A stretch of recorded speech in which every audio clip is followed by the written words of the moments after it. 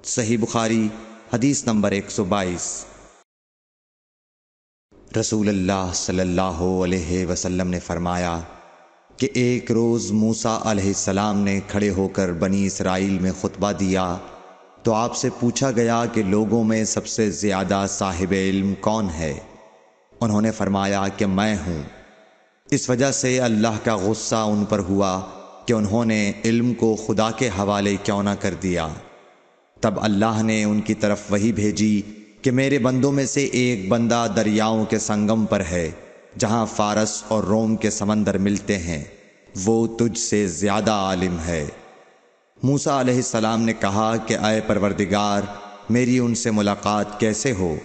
حکم ہوا کہ ایک مچھلی زنبیل میں رکھ لو، پھر جہاں تم اس مچھلی کو گم کر دو گے تو وہ بندہ تمہیں وہیں ملے گا۔ تب موسیٰ علیہ السلام چلے اور ساتھ اپنے خادم یوشع بن نون کو لے لیا، اور انہوں نے زنبیل میں مچھلی رکھ لی۔ جب ایک پتھر کے پاس پہنچے، دونوں اپنے سر اس پر رکھ کر سو گئے، اور مچھلی زنبیل سے نکل کر دریا میں اپنی راہ بناتی چلی گئی۔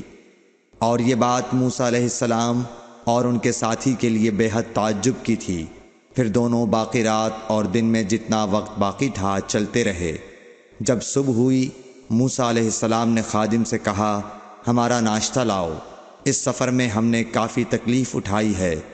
اور موسیٰ علیہ السلام بالکل نہیں تھکے تھے، مگر جب اس جگہ سے آگے نکل گئے جہاں تک انہیں جانے کا حکم ملا تھا، تب ان کے خادم نے کہا کہ کیا آپ نے دیکھا تھا کہ جب ہم صخرہ کے پاس ٹھہرے تھے تو میں مچھلی کا ذکر بھول گیا؟ بقول بعض صخرہ کے نیچے آب حیات تھا، وہ اس مچھلی پر پڑا اور وہ زندہ ہو کر بقدرت الہی دریا میں چل دی۔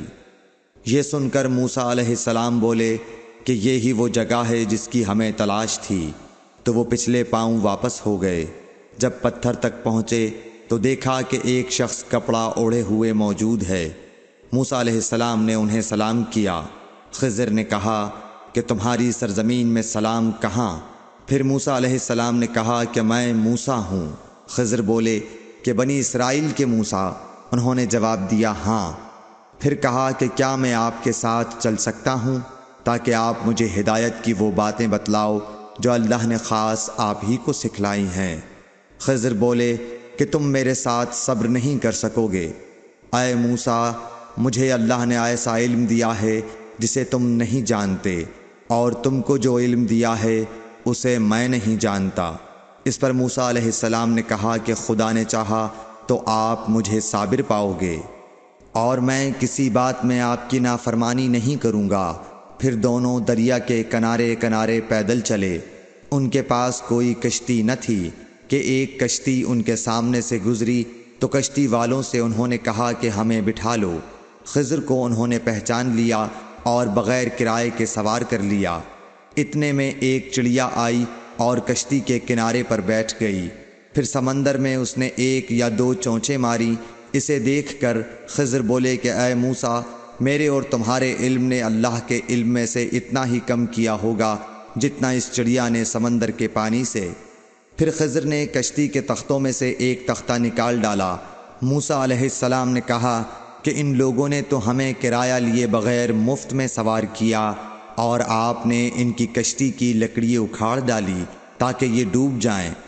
خضر بولے کہ کیا میں نے نہیں کہا تھا کہ تم میرے ساتھ صبر نہیں کر سکو گے؟ اس پر موسیٰ علیہ السلام نے جواب دیا کہ بھول پر میری گرفت نہ کرو۔ موسیٰ علیہ السلام نے بھول کر یہ پہلا اعتراض کیا تھا۔ پھر دونوں چلے۔ کشتی سے اتر کر ایک لڑکا بچوں کے ساتھ کھیل رہا تھا۔ خضر نے اوپر سے اس کا سر پکڑ کر ہاتھ سے اسے الگ کر دیا۔ موسیٰ علیہ السلام بول پڑے، کیا آپ نے ایک بے گناہ بچے کو بغیر کسی جانی حق کے مار ڈالا؟ غضب ہو گیا۔ خضر بولے کہ میں نے تم سے نہیں کہا تھا کہ تم میرے ساتھ صبر نہیں کر سکو گے؟ ابن عیینہ کہتے ہیں کہ اس کلام میں پہلے سے زیادہ تاکید ہے، کیونکہ پہلے کلام میں لفظ لکا نہیں کہا تھا، اس میں لکا زائد کیا جس سے تاکید ظاہر ہے۔ پھر دونوں چلتے رہے حتیٰ کہ ایک گاؤں والوں کے پاس آئے۔ ان سے کھانا لینا چاہا، انہوں نے کھانا کھلانے سے انکار کر دیا۔ انہوں نے وہیں دیکھا کہ ایک دیوار اسی گاؤں میں گرنے کے قریب تھی۔ خضر نے اپنے ہاتھ کے اشارے سے اسے سیدھا کر دیا۔ موسیٰ علیہ السلام بول اٹھے کہ اگر آپ چاہتے تو گاؤں والوں سے اس کام کی مزدوری لے سکتے تھے۔ خضر نے کہا کہ بس اب ہم اور تم میں جدائی کا وقت آ گیا ہے۔ جناب محبوب کبریا رسول اللہ صلی اللہ علیہ وسلم فرماتے ہیں کہ اللہ موسیٰ علیہ السلام پر رحم کرے۔